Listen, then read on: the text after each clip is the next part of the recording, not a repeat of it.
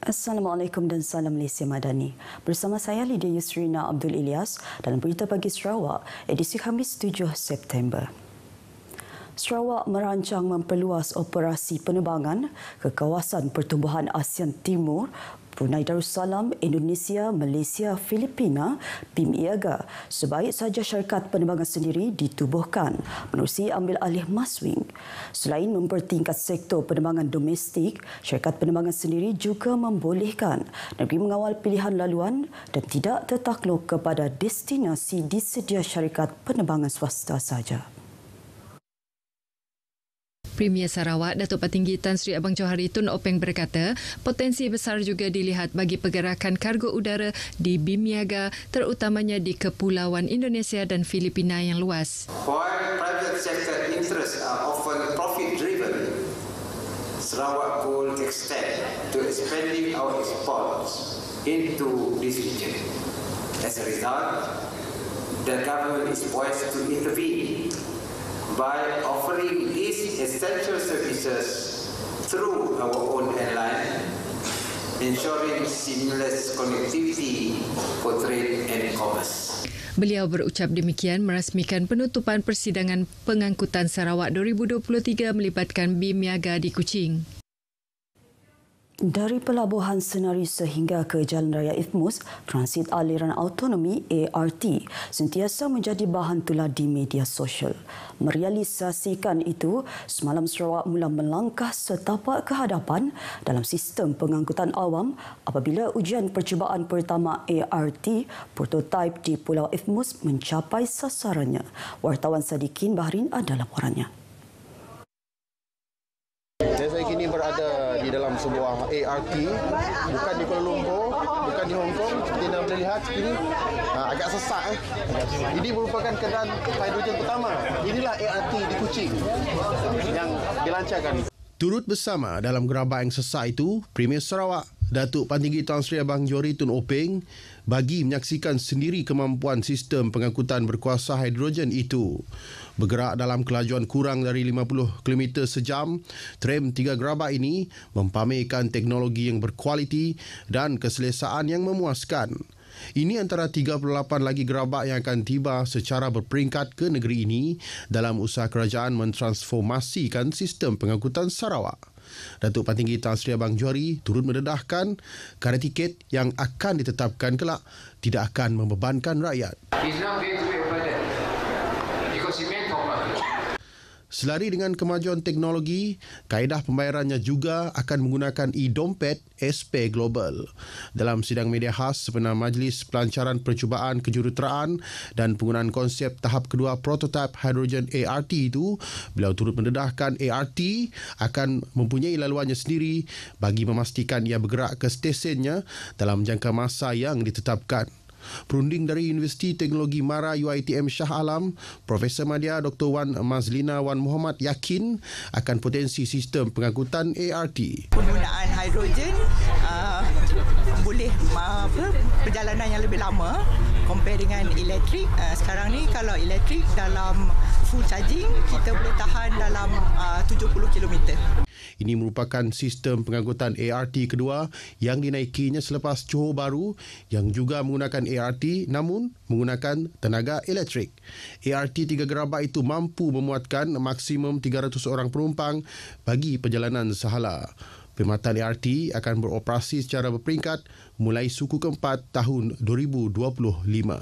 Syarikin Bahrain, RTM.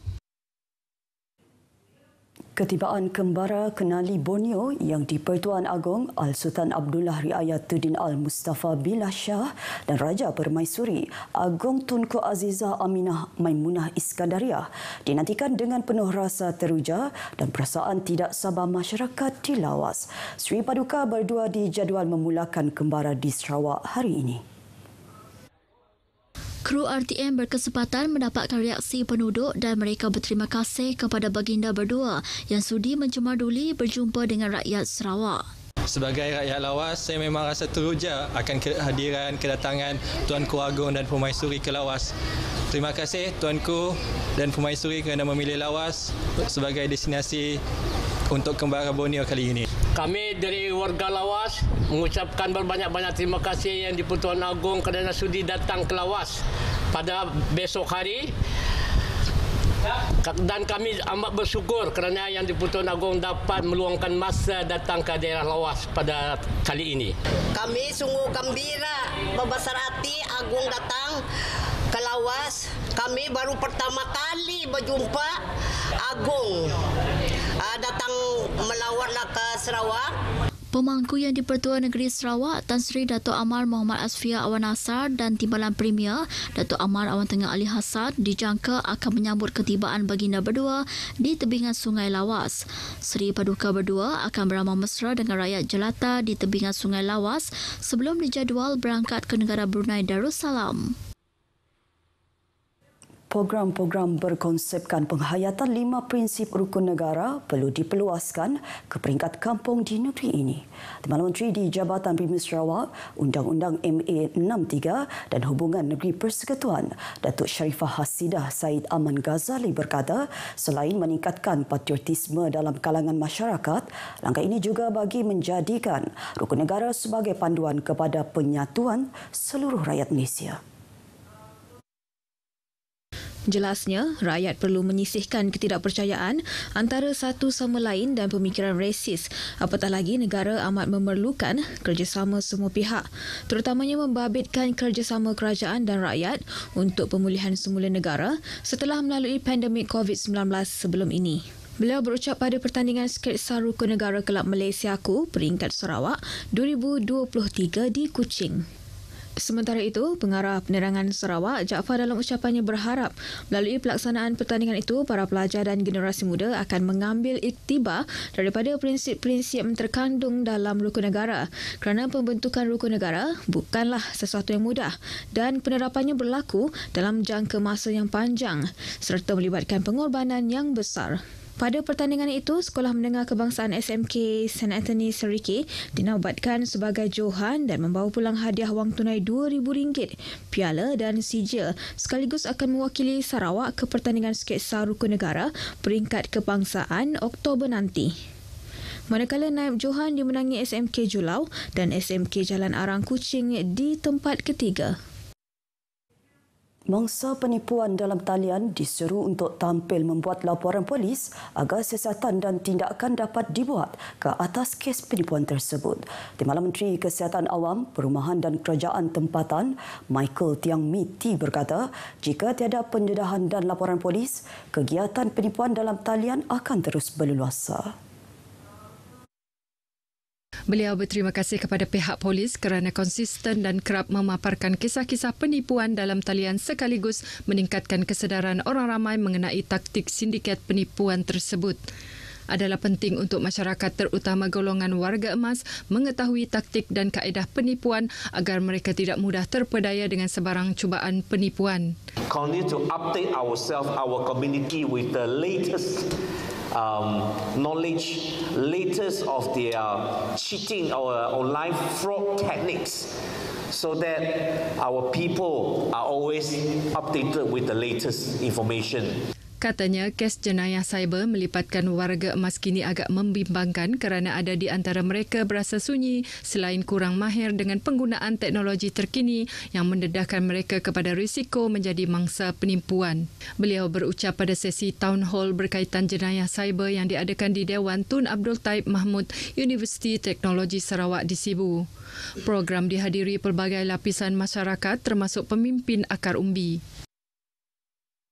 Jabatan Perikanan Laut Sarawak JPLS semalam telah melabuhkan sebanyak 28 buah tukun tiruan jenis rekreasi di perairan Sempadi di Lundu.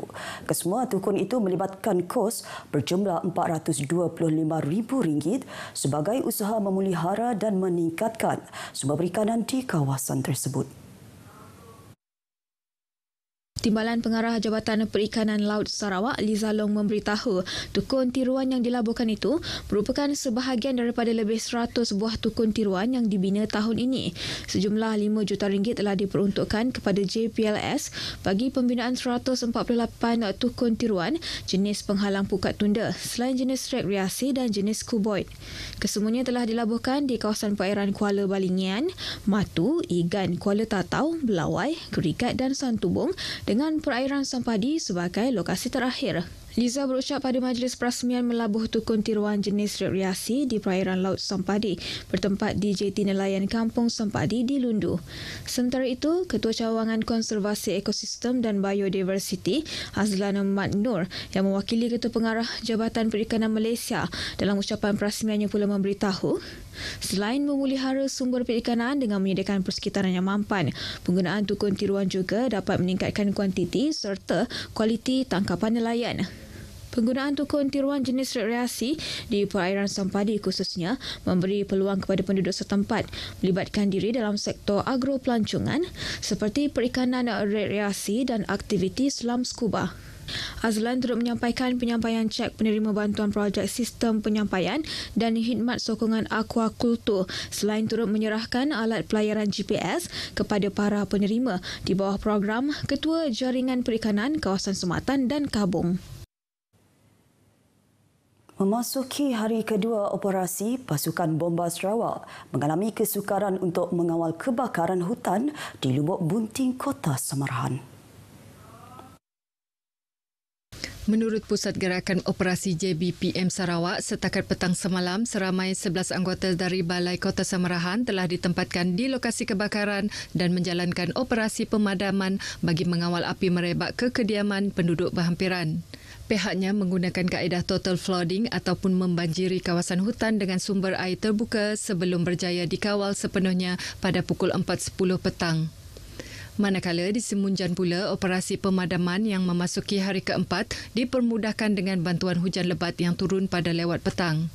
Susulan itu, operasi berjaya ditamatkan sepenuhnya pada pukul 4.20 petang. Berita itu tadi mengakhiri Berita Pagi Sarawak edisi Khamis 7 September. Seterusnya ikuti Selamat Pagi Malaysia selepas ini bersama Irfan dan Syuhaida. Salam Malaysia Madani.